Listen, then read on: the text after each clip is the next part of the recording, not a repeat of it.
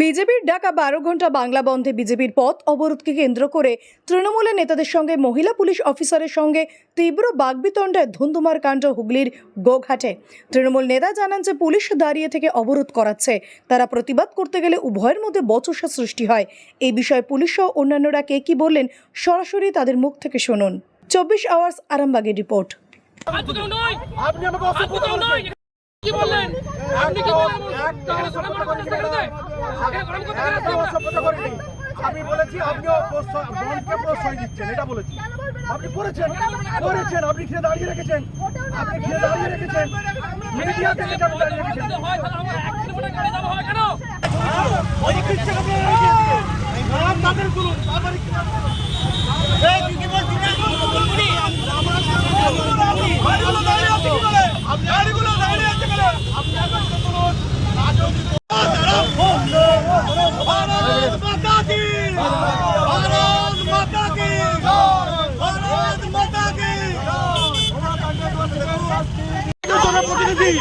আমি জনপ্রতিনিধি, বাধা দেয়নি। আপনি এখানে অবরোধ করাচ্ছিলেন, আপনি অবরোধ করাচ্ছিলেন।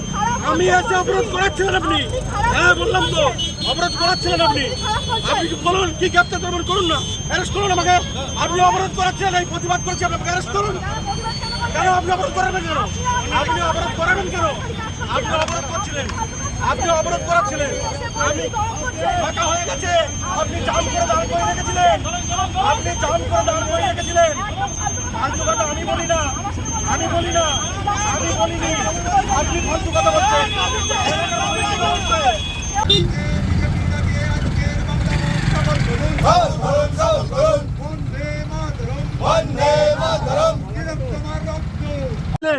আমরা যখন সাধারণ মানুষ এখানে বিক্ষোভ দেখাচ্ছে, বলছে যে না এখানে কোনো রকমে আমাদের গাড়ি তুলছে না, এরা ওই বিজেপি 2-4 জনকে দাঁড়িয়ে ম্যাডাম নিজের দাঁড়িয়ে থেকে পথ অবরোধ করিয়েছে। আমি এসে বলার পরে উনি আমাকে আগুন তুলে হুইপ জারি করছেন।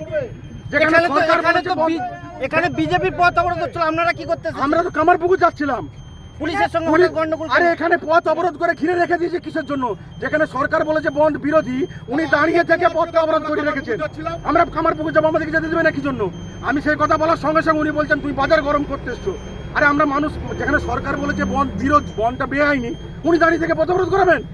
এর প্রতিবাদ করায় উনি বিরাট আমাকে অ্যারেস্ট করছে, করুন। উনি যদি বলেন যে সরকারি কাজ, উনার কাছে দাঁড়িয়ে থেকে বন্ধ প্রশ্রয় দেওয়াটা সরকারি কাজ, তাহলে এটা সরকারি কাজ। আর আমি যদি এটার বিরুদ্ধে বলে অন্যায় করে থাকি, অন্যায় করেছি। আপনার নাম? আমার নাম সঞ্জয় খান।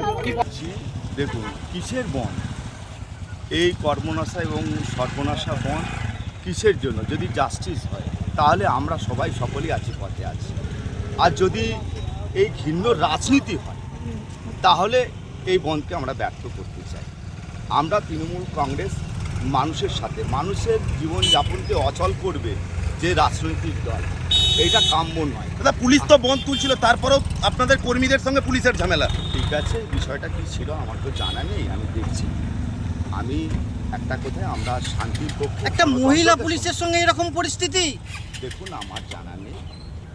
5টা ছেলে 5 রকমের হয়, নিশ্চিতভাবে দল সংযত রেখেছে সকলকে। ঠিক আছে, আমরা মানুষকে পরিষেবা দেওয়ার ক্ষেত্রে মানুষ যাতে সচল রাখে, বাংলাকে সচল রাখে, দোকানপাট খোলা রাখে, তার জন্য নিশ্চিতভাবে পুলিশ প্রশাসন গতকালও তারা স্বচ্ছতার সাথে এবং খুব দক্ষতার সাথে পালন করেছেন। নিশ্চিতভাবে আজকেও প্রশাসনের যে নির্দেশ ওনারা পালন করছেন।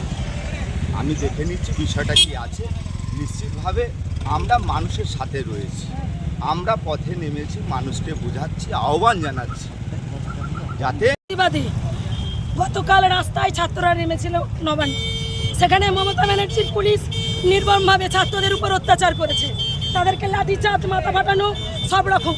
যেখানে কলকাতায় লক্ষ লক্ষ পুলিশ কালকে মোতায়েন করেছিলেন মমতা ব্যানার্জি, সেই লক্ষ লক্ষ পুলিশ কেন পশ্চিমবাংলায় সঠিক সময়ে কাজ করেন না?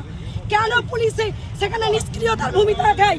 যেখানে একটা মেয়ে ধর্ষণ হয়ে যায়, প্রত্যেকটা বাড়িতে আমাদের মা বোন আছে, প্রত্যেকটা মহিলা সুরক্ষা যে মুখ্যমন্ত্রী দিতে পারেন না, সেই মুখ্যমন্ত্রীকে পশ্চিমবাংলার নবান্ন থেকে অবিলম্বে তাড়ানো উচিত।